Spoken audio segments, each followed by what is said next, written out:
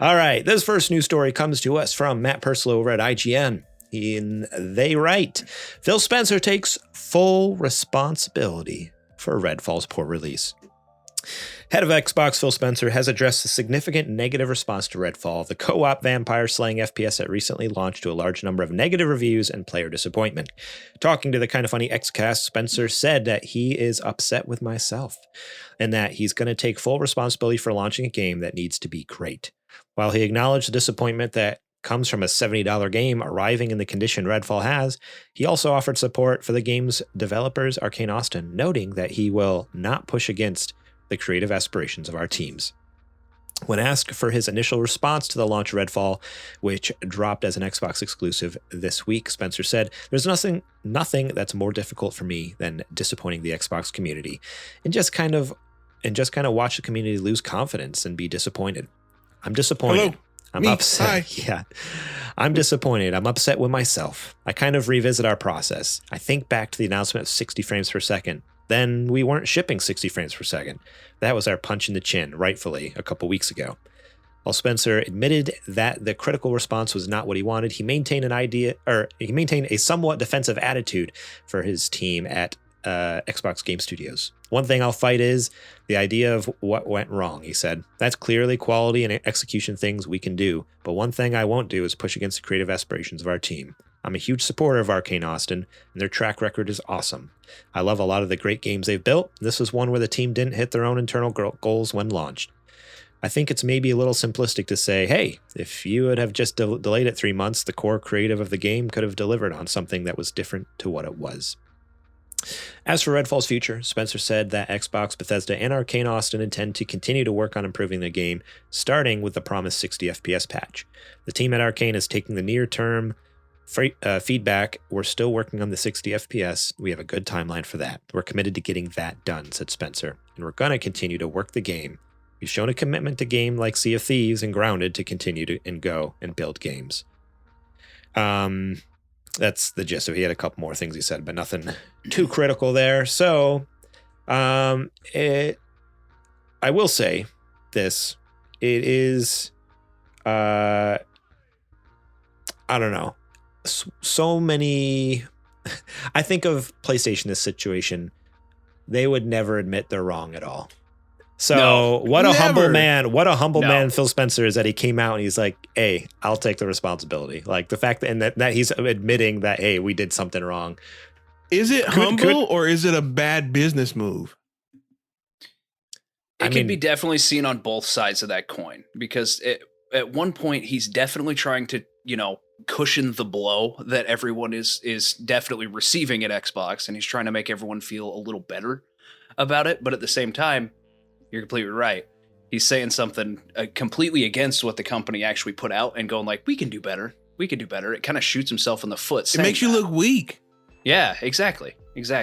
And I'm not saying like in a console fanboy way. I'm saying it like in a competition way, right? Because you're supposed to ride for your, and he did. He said, "I'm taking responsibility," right? But when you have a fan base or when you have an install base of millions of potential, PC Game Pass installs, you have consoles out there, you have people who have put money into this ecosystem, and now you're coming on here and saying, we can't do it. We keep, missing the mark. And even if what was the other thing he said? Even if Starfield comes out and it's a 10 out of 10, that's not going to move the needle. That's not going to make people pick up Xboxes or sign up for Game Pass or anything. Why would you say that? Yeah, that's one thing that wasn't touched in this article here, but you're right. Yeah, there was another comment about the whole Starfield thing. Like basically, he did come out and basically said that they lost the console race this generation already. He's like, we're giving up. It just started. There's so much room to improve. So much. I don't understand like the whole, because Adrian's right with that one on that for sure. Because it just makes you look kind of weak. And that's like, he's basically just admitting defeat. And if he says we already lost the console race, he literally admitted defeat. And that sucks. Yeah. For a lot of fanboys out there. But just because you admit that you've messed up this you know, is because I think what he's looking at when he says that, what he's saying is we're not going to be able to convert any more people from PlayStation over to us, which he's right about that. But that doesn't necessarily mean that they're not going to put out good and better quality content. Like, I guess in my head, like, that's still allowing them and giving them room. Like, he's not saying like, hey, we're just going to make trash for the next 5 years until the next generation starts. Of course, I think like what he's saying is like, unfortunately, it's far enough into the console generation to where like we're not going to be able to convert a PlayStation console owner over to Xbox, which I think he's completely right. Like, that's even if every game was a 10 out of 10 from here on out, unfortunately, I think that he's probably right about that. Should he have accepted that publicly? Like, maybe not. But that should have been a behind the door board meeting situation. But he doesn't necessarily say like, hey, we plan on putting out trash for the next 5 years either. Like, he does, you know, I think that he can still expect, well, we don't have the confidence that they're going to put out quality because of their track record so far this generation, but I assume that's obviously the goal of the company, or else why be in business kind of thing. So I don't know. But even piggybacking off of what I said earlier about, okay, you're not going to get people to sell PS5s. You still have a fan base that you have to answer to. You still have people who bought this stuff that are looking for quality products. And now you're basically telling me that, oh, well, it won't be enough even if Starfield comes out and it's a perfect game. So you're already downplaying Starfield. Like you're like Sucks was saying, you're already trying to cushion the blow before the game even comes out. So they're trying to give themselves a little bit of wiggle room so that if Starfield does suck, then he's like, well, I just like I said back when, back in May, it wasn't gonna do enough to move the needle. So that's kind of, it's weird. Like if I am an Xbox customer and I hear Phil talking like that, it's like, well, why would I even stick around then if you're not even gonna try?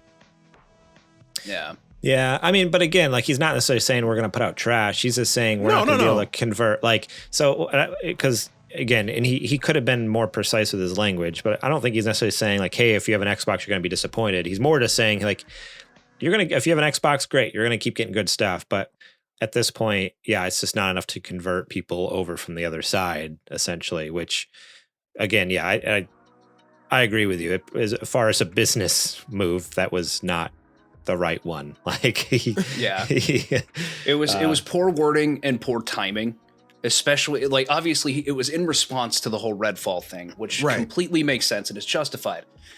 I would have let that bake a little bit. Like, I don't think I would have just come outright the day after and been like, well, guys, we tried our best and we just fell short.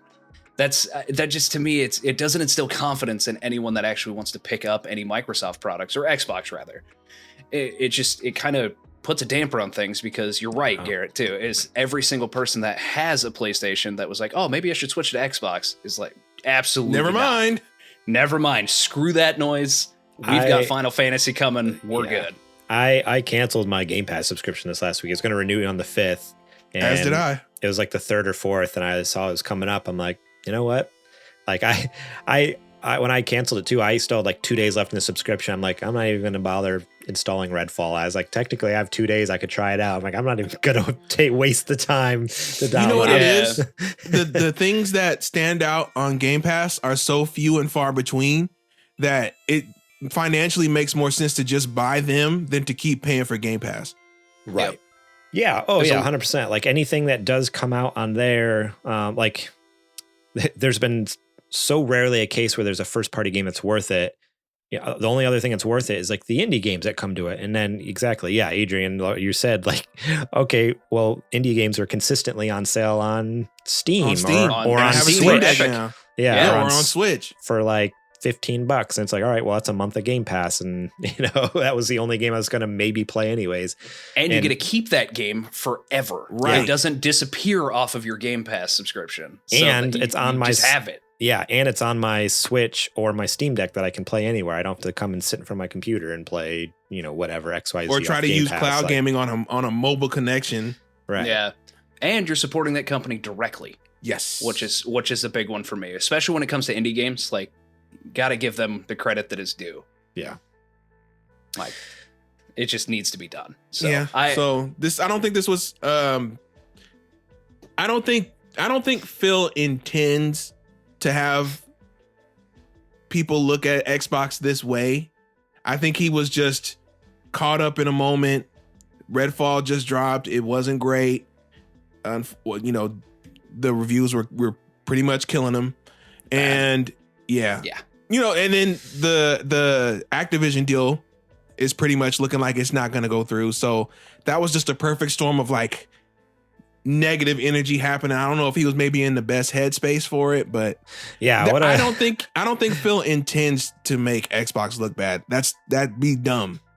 I think he was just speaking from the heart, and maybe he got a little bit too open about what he thinks.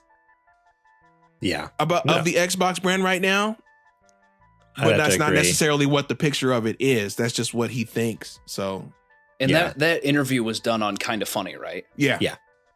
So I could definitely see why he would just feel like more not in a corporate setting. So like trying to avoid things. He was on a podcast where people generally are just like, let loose and just say what you want to say. Right. So I think that side of him just kind of came out, and it came out, and I guarantee you after he left, he's like, oh God, I probably shouldn't have said that. Mm-hmm. As soon as it was over.